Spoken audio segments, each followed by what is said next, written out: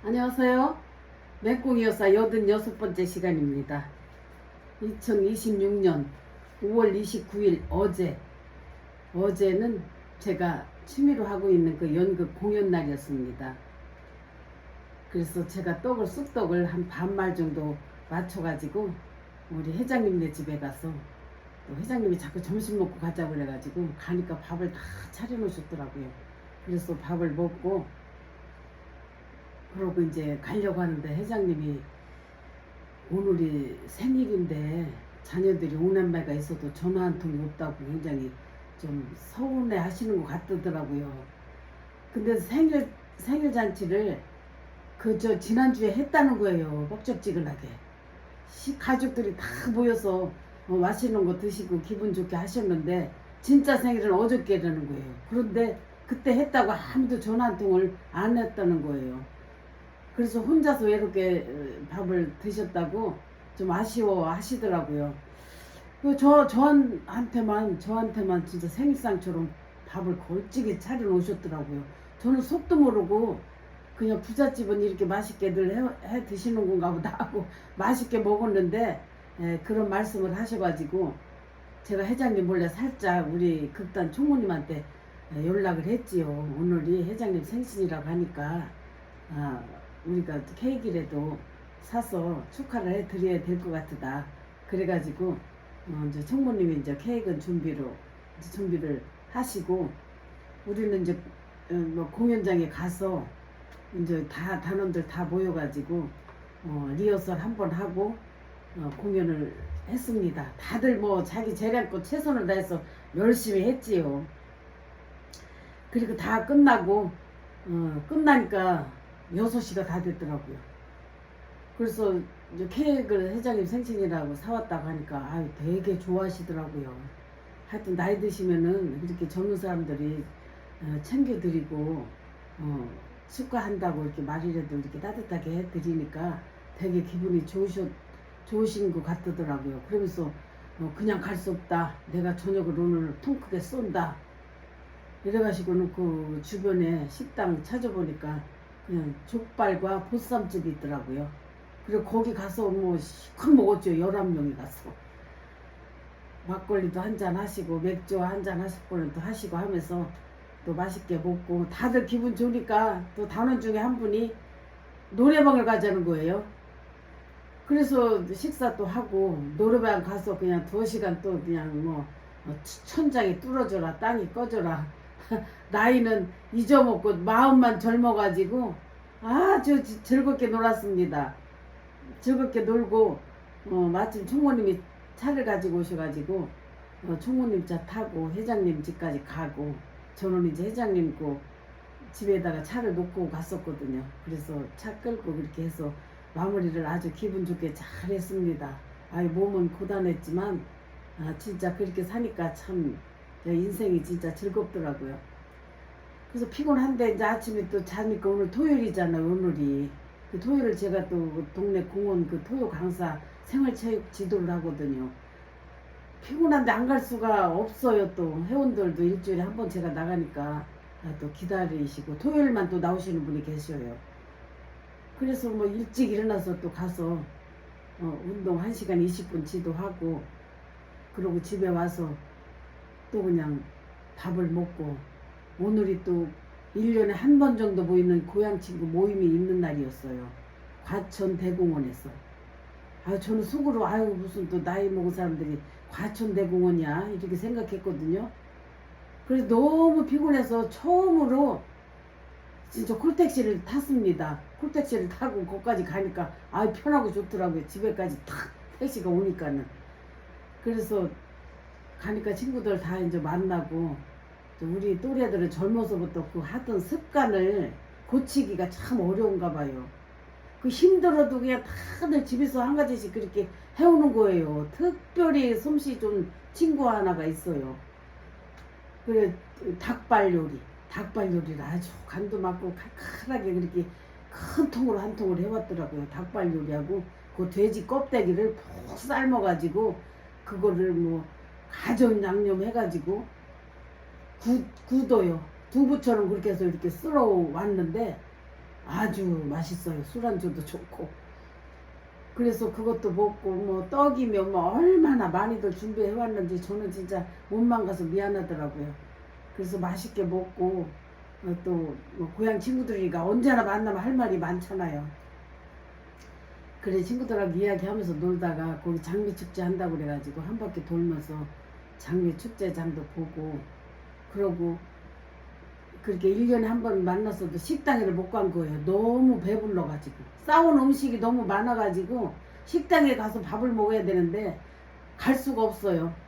다들 배불러가지고 그래서 그냥 진짜 밥 한 끼 식당에 가서 먹지 못하고 그냥 헤어졌습니다. 친구들은 지하철 타고 이렇게 간다고 하는데 아우 저는 서 있기도 힘들고 눈 뜨기 너무너무 힘들더라고요.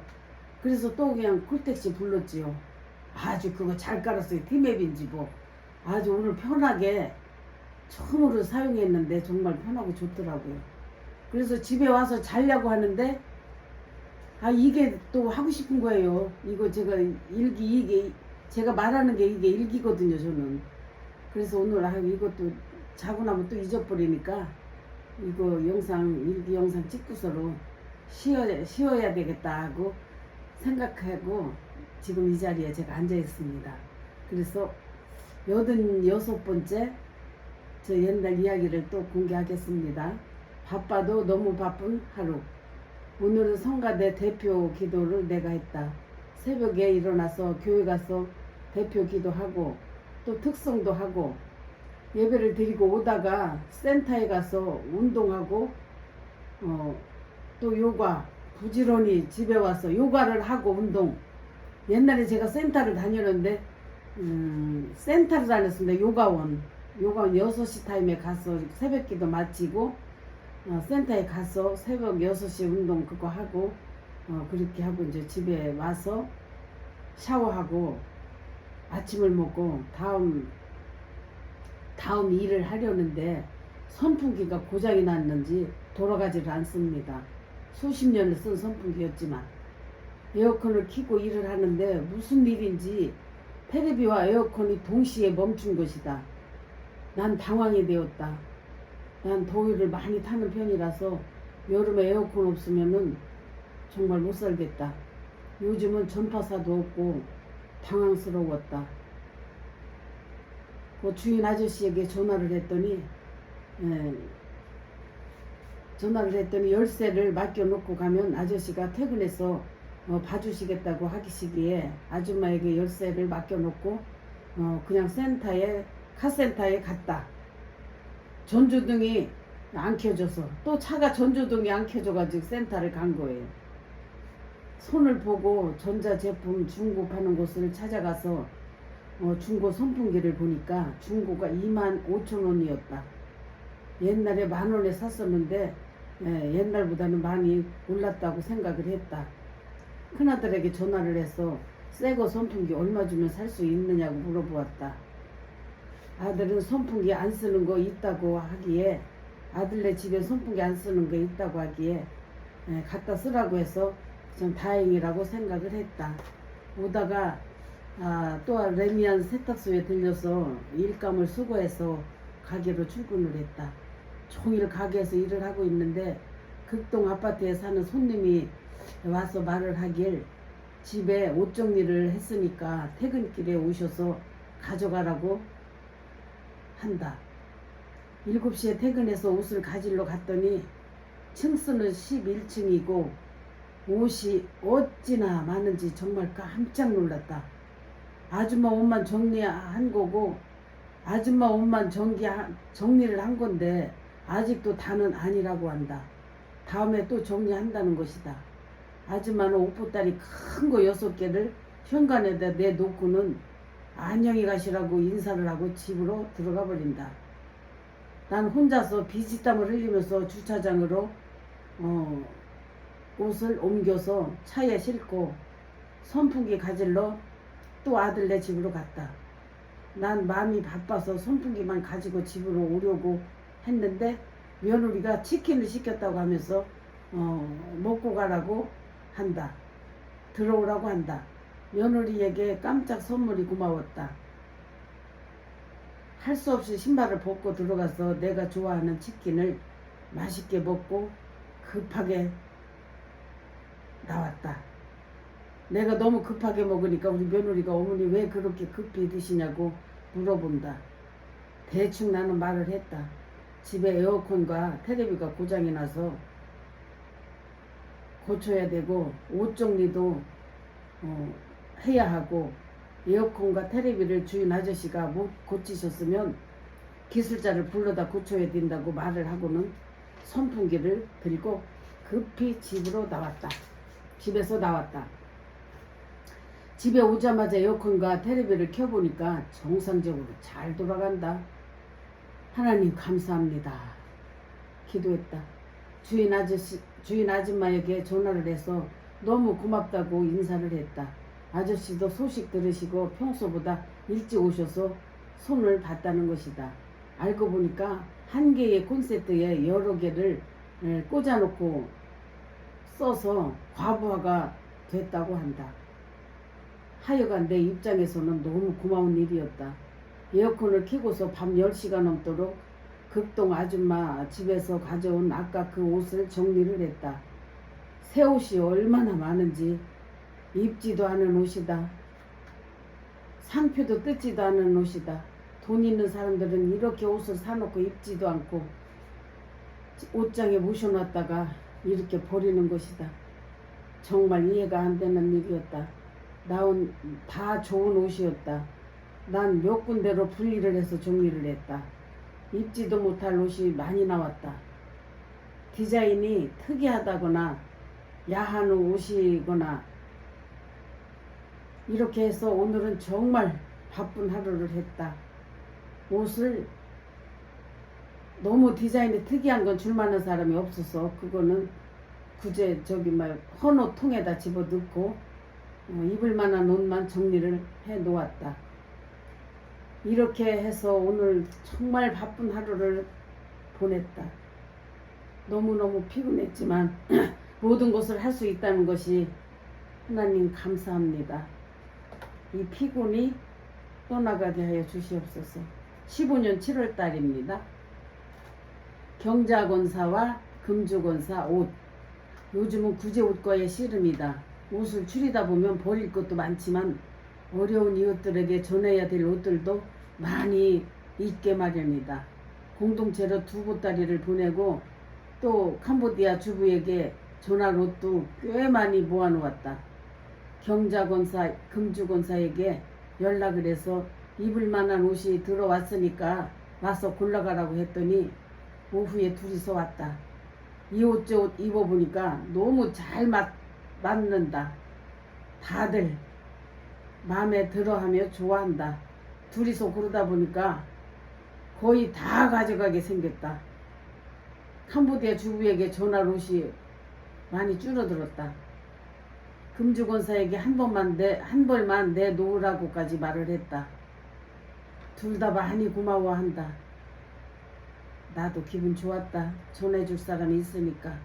저녁을 사준다고 하기에 괜찮다고 거절을 했다. 두 권사는 돌아가고 나머지 옷을 챙겨서 캄보디아 주부에게 전했더니 고맙다고 하면서 논이 한 봉지를 준다. 논이는 그 소화제입니다. 캄보디아에서 나오는 그 열매더라고요.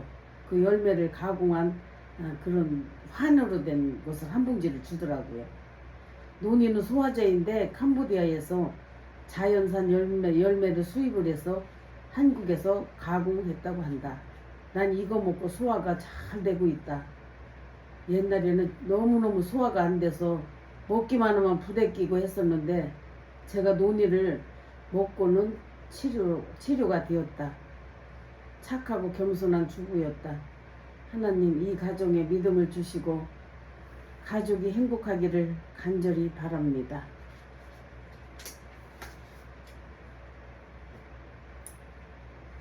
권사회 모임. 5년 전에 권사 직분만 받고 아무런 활동을 안 했었다. 우리 교회가 올해 개척 29주년이라고 한다. 목사님이 기도하시던 중 내년 30주년에는 신입 권사들도 세우고 장로회, 안수집사회, 권사회 등 조직을 세우고 새로운 활동을 하신다고 한다. 요즘 우리 목사님 각 회마다 식사로 섬기고 계신다. 권사회도 섬기고 집사회도 섬기고 장로회도 섬기고 목사님이 전부 다 하루하루 날 잡아서 식사를 섬겨주셨다. 오늘은 권사들을 식당으로 초청을 해서 식사를 섬기셨는데 50여 명이 참석을 했다. 식대는 일당 15,000원이라고 한다. 한 사람씩 돌아가면서 감사한 것과 기도 제목을 말하며 나눔의 시간을 가졌다. 목사님을 통해 새로운 소식을 알게 되었다.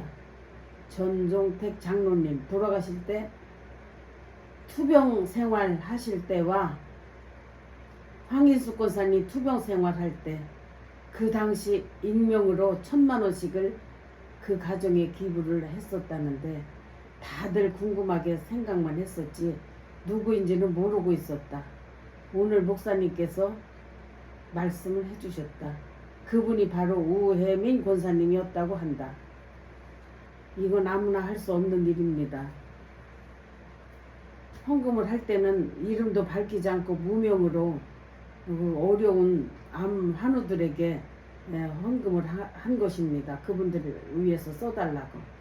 다들 놀라워했다. 정말 대단한 권사님이시다. 전 장로님은 부인 백권사도 오늘 처음 알았다고 한다. 같이 사는 그 부인도 몰랐다는 거예요.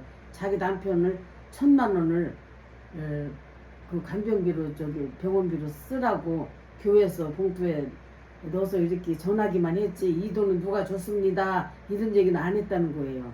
이제 오늘 알게 된 겁니다. 그래서 이날 백권사는 간암으로 투병 중에 있다. 남편은 암으로 떠났는데 부인 권사도 또 간암이라고 한다. 어려울 때일수록 믿음이 얼마나 중요한 것인지 투병 중에도 두 아들 뒷바라지하며 혼자 사는 동생과 살고 있다. 남편이 하던 일을 대신하고 있는데 남편보다도 사업을 더 잘한다는 소식을 들었다. 정말 대단한 믿음의 사람들이다. 난 지금 우리 교회를 28년째 다니고 있다.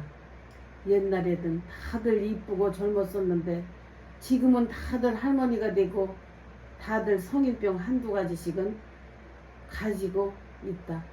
우리 교회가 이렇게 성장했다니 나는 너무 감사하다. 목사님도 흐뭇하다고 하신다. 회장, 총무, 회계, 서기를 그 자리에서 선출을 하고 목사님의 기도로 끝이 났다. 저는 우리 지금 이 교회를 한 30살인가 29살부터 다녔습니다. 지금까지 다니고 있습니다. 이제 올해가 40주년이에요. 그렇게 한 교회를 젊어서 그렇게 다녔던 그런 분들이 지금까지 다니는 분들이 꽤 많습니다. 30대부터 70대까지 같이 가는 겁니다. 그러니까 새파랗게 젊었을 때 신앙생활을 했던 분들이 이제 다 아들, 딸 다 여우고 손주가 있고 그런 걸 볼 때마다 참 세월이 빠름을 정말 실감하면서 살고 있습니다. 상희의 출산과 형부 병문안. 상희가 예정일에 8월 8일쯤 된다고 했었는데 예정일보다 일찍 잘생기고 이쁜 아들을 출산을 했다. 아침부터 산기가 있다는 소식을 듣고 괜히 나까지 마음이 설레었었다. 순산이 나아야 된다는 기도가 절로 나왔다. 그래도 첫 아이 치고는 큰 고생을 안 하고 오후 2시쯤 무사히 아이를 출산을 했다고 한다. 프레드가 아이를 안고 찍은 사진을 보니까 얼마나 기쁘고 대견하던지. 그리고 상희가 전화했을 때 만감에 교차되면서 나는 눈물을 쏟았다. 아이를 낳고 엄마가 된다는 것 얼마나 힘들고 기쁜 일인지. 같은 여자로서 그리고 내가 가장 사랑하는 조카딸 상희가 아니던가. 인공수정하는 고통을 통해서 낳은 아기라서 더욱 애틋하고 소중했다. 그리고 오후에는 오빠랑 오빠랑 함께 형부 병문안을 다녀왔다. 내가 차를 가지고 오빠 가게로 가니까 오빠는 술 한잔 했다면서 날 보고 운전을 하라고 한다. 6시 반쯤 출발을 했는데 출발부터 어찌나 차가 막히던지 2시간이나 걸렸다. 형부는 교통사고 나는데 사고 난 경위를 들어보니까 정말 이해가 안 되고 황당한 일이었다. 저녁에 아파트 주차장에서 차를 파킹한다는 것이 실수로 후진에다가 놓고 내리는 순간 차가 후진하는 바람에 그 차에 치이면서 쓰러지셨다고 한다. 세상에. 그래도 천만 다행으로 무릎에 살짝 금간것과 근육이 놀라서 멍든 것 뿐이었다.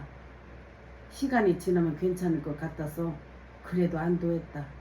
병원을 나와서 언니 집 근처 식당에 가서 늦은 저녁을 먹었다. 메뉴가 생선구이였었는데 난 배도 고프고 맛까지 있으니까 허겁지겁 먹었다. 밥 먹고 피곤해서 빨리 집에 오려고 했으나 오빠는 식사를 안 했다고 하더니 맥주 한 병과 소주 한 병을 마시며 밥을 먹는다. 이런 저런 이야기를 하는데 경제적으로 너무 힘들고 올케랑은 대화도 없고 너무 부부간에 냉랭하게 살고 있다는 것이다. 아들, 딸 다들 힘들게 살아가고 생활비 50만 원을 준다고 했는데 올케가 얼마나 짜증이 나고 힘들겠는가. 생활비를 500만 원씩 주다가 50만 원을 준다고 하니 살겠습니까?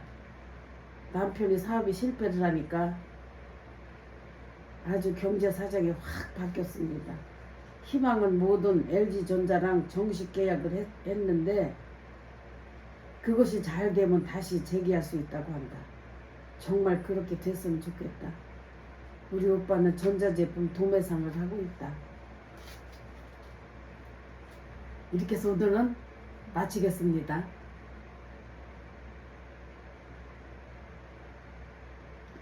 감사합니다. 건강하세요.